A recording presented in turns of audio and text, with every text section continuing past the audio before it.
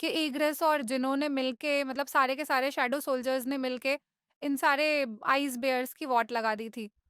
तो यार जिन वो इन सबको अराइज़ बोलता है और बेसिकली अपनी शैडो आर्मी के अंदर इनको जॉइन करवा लेता है। ये सारे के सारे आइस बेयर्स जो होते हैं, ठीक है? साथ के साथ इस बॉस को भी दोस्तों यहाँ पे हमें गेट के बाहर का सीन दिखाया जाता है। अब आपको याद ही होगा, इधर डंग सो भी आ चुका था और तकरीबन 3 दिन बीत चुके होते हैं। अंदर भले यहाँ पे सिर्फ ना घंटे ही बीते होते हैं, ओके ना? आपको ये बात समझ ही आ रही होगी। तो यार डंग सो तो परेशान हो जाता है, इंतज़ार करते-करते। और वो कहते हैं कि यार मेरे को तो ऐसा लग रहा है कि संग जिन्वू मर गया होगा, मैं निकलता हूँ यहाँ से। मेरा तो टाइम ही वेस्ट हो गया, यहाँ पे आके इतनी लंबी ट्रिप मार के आया था। लेकिन रुको, संग जिन्वू तो व्हाइट टाइगर गिल्ड का भी नहीं है, क्यों है ना? तो वो तुम लोगों की असोल्ट टीम के साथ गेट के अंदर कैसे गया? तो यार आन के तो पसीने छूट जाते हैं। वो कहता है कि वो मेरा दोस्त है, उसे एक डेविल सी के गेट के अंदर जाना था इसलिए मैंने उसकी मदद की। तो डॉन्स कहता है, अच्छा ऐसी बात है क्या? ओह! तो ये बोल के वो यहाँ से जाने लगता है। लेकिन पलक झपकते वो आते ही सात-आन का गला पकड़ लेता है और उसको ऊपर उठा देता है, ठीक है? वो कहता है, तुम्हें क्या लगा था मैं ऐसा ही कुछ बोलूँगा तुमसे? हाँ, क्या चाल चल रहे हो तुम? मुझे पता है तुम्हें नई चीज़ें आज़माना काफ़ी ज़्यादा पसंद है। लेकिन इतने में यहाँ पे बैक साइड से आता है और वो हाथ पकड़ लेता है डोंगू का और कहता है कि हाँ डोंगू छोड़ दो इसे। यहाँ पे पूरी तरह से ट्रांसफॉर्म हो चुका होता है बेक और उसके बाल पूरी तरह से वाइट हो चुके होते हैं। ठीक है? तो डॉन्स कहते क्या मुझे ऑर्डर दे रहे हो? तुम एक छोटे से शहर का गिल्ड मास्टर क्या कहना चाहते हो? तुम तो बेसिकली यार ये दोनों ही अपना रिलीज करते हैं और काइंड ऑफ लड़ने वाले होते हैं इधर। ठीक है? तो यार आन सोचते हैं कि यहाँ पे 2 एस रैंक के हंटर्स की लड़ाई होने वाली है। अब क्या होने वाला है यहाँ पे? ये दोनों ही एक दूसरे के ऊपर हमला कर देते हैं। दूसरी ओर यहाँ पे हमें फॉरेस्ट का सीन दिखाया जाता है।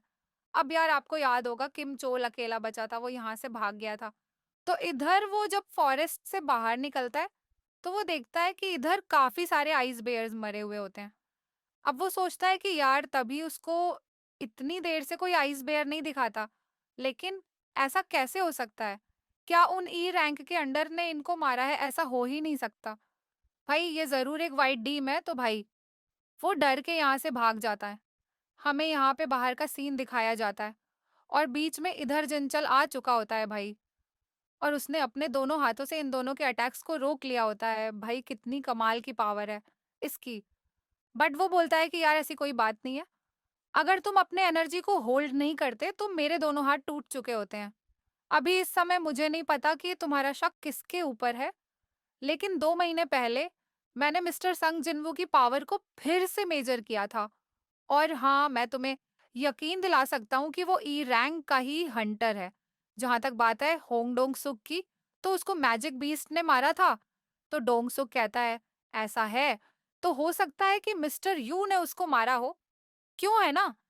तो जिचो कहता है कि वैसे तुम संग जिन्वू के पीछे क्यों पड़े हो? तो डोंग सो कहता है, ये तो साफ सी बात है, ये सिर्फ एक बहाना है मारने का। तो यार ऑब्वियस सी बात है, अब वो इतना वेट तो नहीं कर सकते यहाँ पे, तो इसीलिए वो यहाँ से निकल जाता है। दूसरा यहाँ पे हमें अंदर का सीन दिखाया जाता है। अब आपको याद ही होगा, ये सारे के सारे लोग तो भाई आग वाग जलाकर फुल पिकनिक मोड में होते हैं और किम चुल ये सब देख लेता है। वो कहता है, भाई ये कमज़ोर बंदे अभी तक ज़िंदा कैसे हैं? इनके पास खाना है, पानी और भाई आग जला के एकदम पार्टी बना रहे हैं ये लोग, ये देख के उसको काफ़ी ज़्यादा गुस्सा आ जाता है। तो वो यहाँ पे चिल्लाने लग जाता है। वो कहता है कि किस धोखेबाज ने ये सारी की सारी चीज़ें छुपा के रखी थी तुम्हें? पता है ना, खाने और हथियार की कमी से हमारी टीम मुश्किल में आ गई और इतने सारे लोग मारे गए, तो भाई वो यहाँ पे आने लग जाता है। वो तो कहता है 3 तक गिनती करूँगा, बता दो। वो कौन था जिसने ये सब कुछ छुपाया है? वरना तुम मारे जाओगे। तो वो समझ जाता है कि पारखी जिनको ये सारी चीज़ें पहले से बताती, इसलिए वो इस टीम के अंदर जॉइन हुई थी। अब जैसे ही वो इन लोगों के पास आने वाला होता है, अटैक करने के लिए, वो समझ जाता है कि सबके पीछे संग जिन्वू था। तभी जिन्वू पीछे से आ जाता है और वो उसको लात मार के भाई बहुत दूर उड़ा देता है। वो कहता है, बेवकूफ़ कहीं के, तुम खुद रीज़न हो अपने टीममेट्स को मरवाने के पीछे के। ठीक है? और अब तुम हमारे लिए मुसीबत भी लेके आए हो। चलो फिर सामने आ जाओ, तुम अपनी इतनी स्ट्रॉन्ग प्रेज़ेंस को छुपा नहीं सकते। तो ऑब्वियस सी बात है, यहाँ पे आइज़ एल्प्स आ चुके होते हैं और जिन्होंने इनको पहले से ही सेंस कर लिया होता है। अब इसके साथ इनका बॉस भी होता है और वो यही कहता है कि वैसे इस खच्चर के अंदर कुछ तो काम की चीज़ है, क्यों है ना? हमें दिखाया जाता है कि इन आइसेल्प्स की कुछ अलग की भाषा होती है और ये भाषा जिन्वू समझ पाता है। अब ऑब्वियस सी बात है और ये चीज़ उसको खुद भी नोटिस नहीं होती, लेकिन उसे नोटिस कराई जाती है। ही जिन उससे पूछती है कि तुम्हें इनकी लैंग्वेज समझ आती है? तो बॉस कहता है, क्या बात है! तुम हमारी लैंग्वेज समझ सकते हो, कमाल की बात है।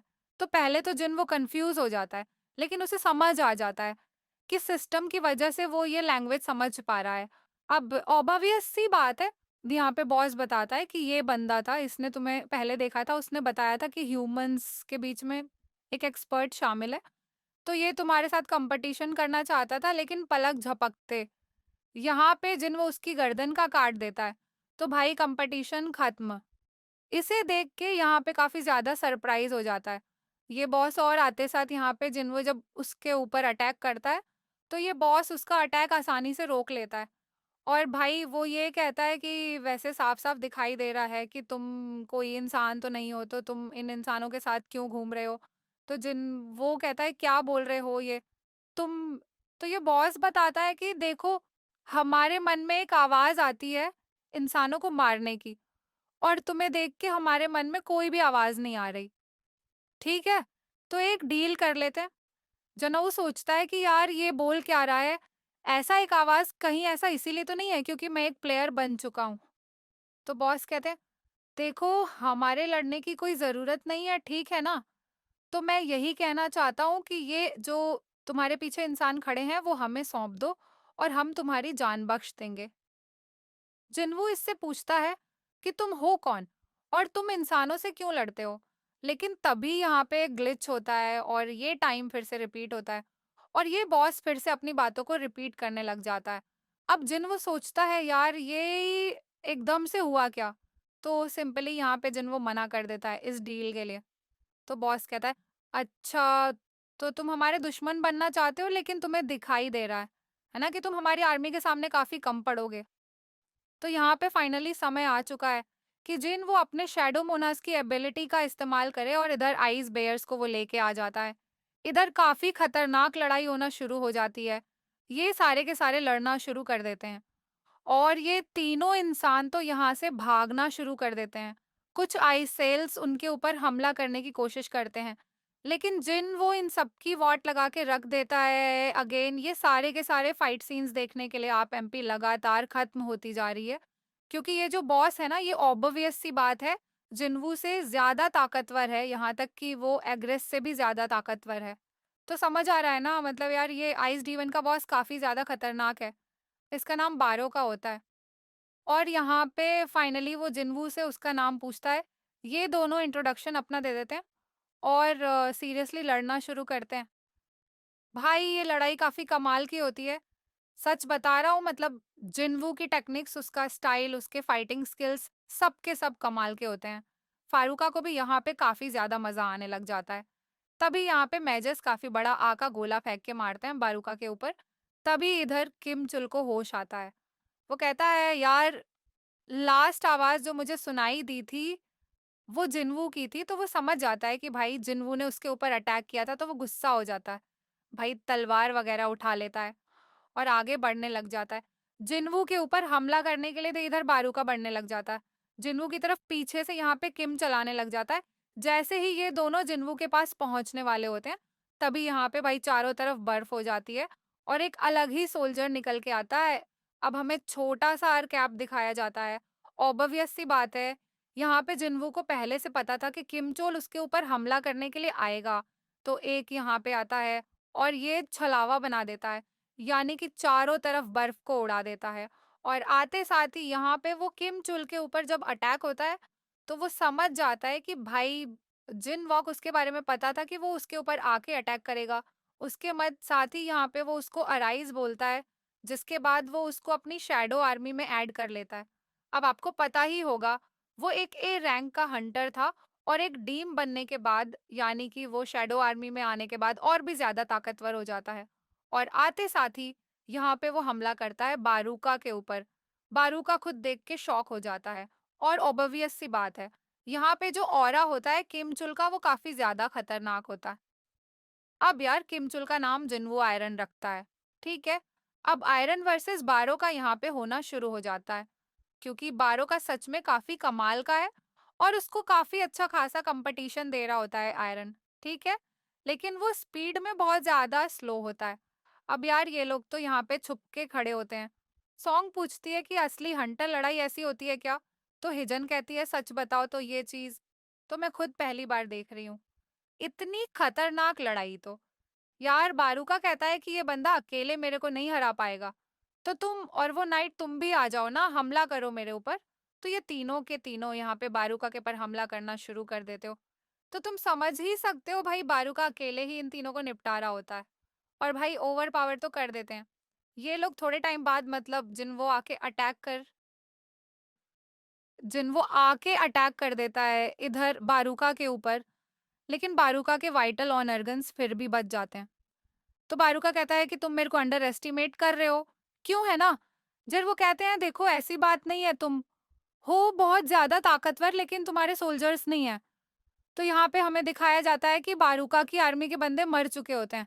तो बारूका ये कहता है कि इससे कोई फ़र्क नहीं पड़ता, एक बार तुम मर जाओगे तो सब कुछ ठीक हो जाएगा।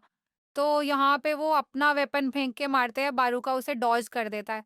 लेकिन ऑब्वियस सी बात है, यहाँ पे वो उसी का वेपन है, वो फिर से अपने वेपन को वापस बुलाता है, जिससे कि यहाँ पे बारू का ट्रिक हो जाता है, उसका वेपन टूट जाता है, पीछे से आयरन आता है, आगे पकड़ लेता है बारूका को और ये मेजर्स आके काफ़ी खतरनाक अटैक करते हैं बारूका के ऊपर।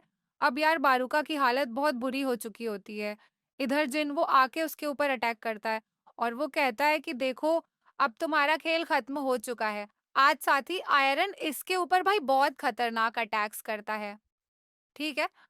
उसका खेल खत्म कर देता है और पागल हो जाता है। भाई उसको कंटिन्यूअसली मारने लग जाता है।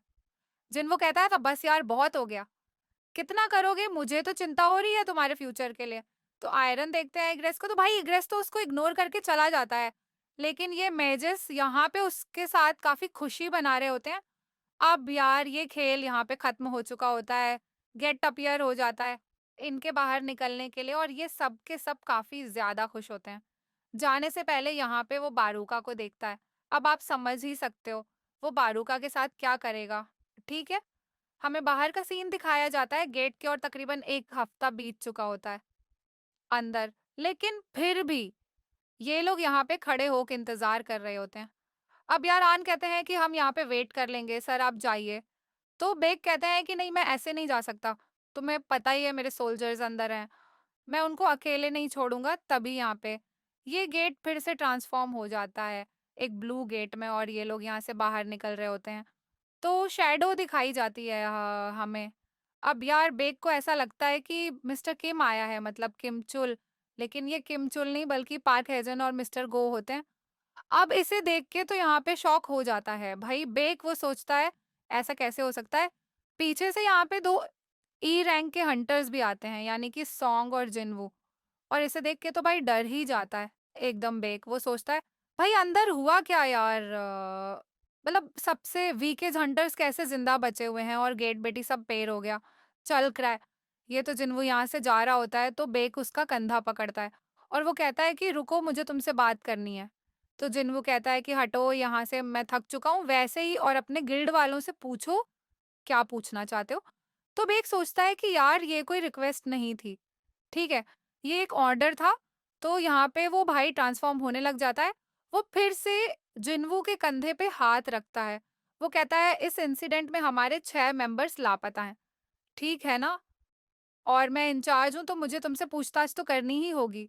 तो जिन वो पलटते हैं और वो कहता है, "हाँ, बात तो सही है, लेकिन मैंने तुम्हारे 2 लोगों की जान भी तो बचाई, उससे पहले तुम्हें मेरा शुक्रिया अदा नहीं करना चाहिए था।" तो बेग शांत हो जाता है। वो कहता है, "हाँ, मुझे माफ़ करना शुक्रिया", जिसके बाद वो यहाँ से चला जाता है। अब यहाँ पे वो पार्क हिजन से पूछता है कि इस बंदे का सीन क्या है? तो हिजन कहता है, मुझे भी नहीं पता उसने बॉस को हराया था, उसके बाद से उसका मूड थोड़ा ऑफ हो चुका है। तो बैक यहाँ पे मिस्टर आन से कहता है कि इस बंदे को हमारे गिल्ड में लेके आना, दूसरा यहाँ पे जिन्वू सॉन्ग को उसके घर पे छोड़ देता है।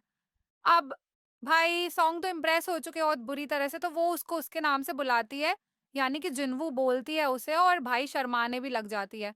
अब यहाँ पे तकरीबन सुबह के 4 बज चुके होते हैं और जिन्वू ने यहाँ पे उस बॉस का वेपन ले लिया होता है। ये अब यहाँ पे हमें बताया जाएगा कि वो उदास क्यों था बेसिकली। यहाँ पे उसने बॉस की शैडो को एक्सट्रैक्ट करने की कोशिश की थी, लेकिन वो ऐसा नहीं कर पाया था। 3 अटेम्प्ट्स मिले थे और तीनों अटेम्प्ट्स में फेल हो गया था वो, क्योंकि इन दोनों की पावर में ज़मीन आसमान का फ़र्क था, ठीक है?